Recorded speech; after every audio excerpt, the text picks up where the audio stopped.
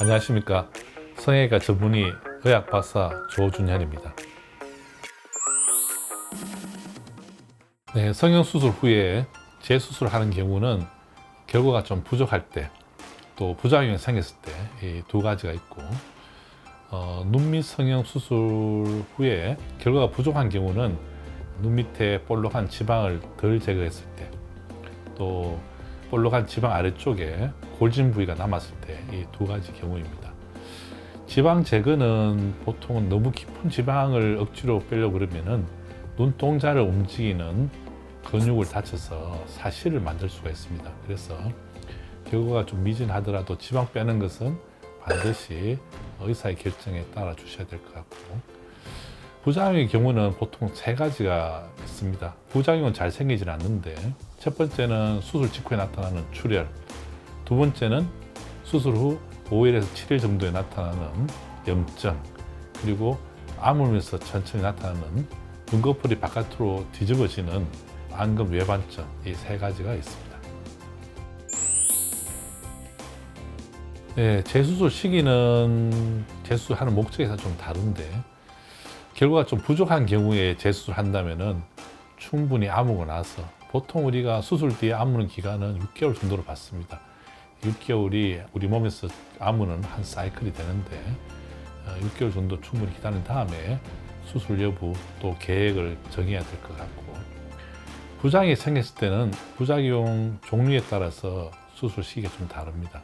출혈이 있을 경우는, 대개 출혈은 수술 직후 첫날째, 이틀째 많이 생기는데, 출혈이 보이면은 출혈 부위를 그대로 방치했을 경우에는 아물면서 염증이 생기거나 혹은 눈이 뒤집어지는 안검 외반증을 만들 수 있기 때문에 출혈이 보이면 바로 제거하는 수술을 하는 게 좋습니다.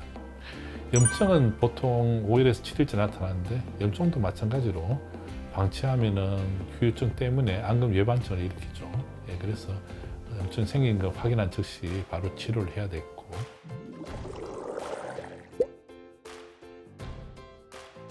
안검 외반증은 그 원인에 따라서 조금 수술 시기가 다릅니다. 눈 밑 피부를 너무 많이 잘라서 생기는 안검 외반증 같은 경우는 대개 수술하고 나서 그런 증상이 보일 때 좀 빠르게 치료하는 것을 권합니다. 그런데 경우에 따라서는 기다려야 될 수도 있고, 기다려야 되는 경우라면 충분히 아물 때까지 기다린 후에 치료를 해야 됩니다. 아물면서 수축작용에서 생긴 안검 외반증 같은 경우에는 보통 수술 뒤 3주에서 4주 정도 뒤부터 나타나기 시작합니다. 이때는 정도가 증상이 심하지 않으면 저절로 좋아질 수도 있기 때문에 충분히 기다린 다음에 수술 여부를 결정하는 게 좋습니다. 네, 물론 가능합니다.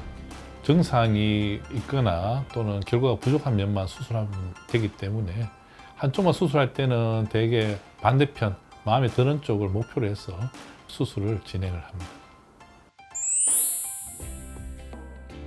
좀 길 수도 있고 또 비슷할 수도 있습니다. 회복 기간의 기간은 첫 번째 수술 때 생긴 조직의 손상 정도, 또 흉터 조직의 양에 따라서 달라질 수 있습니다.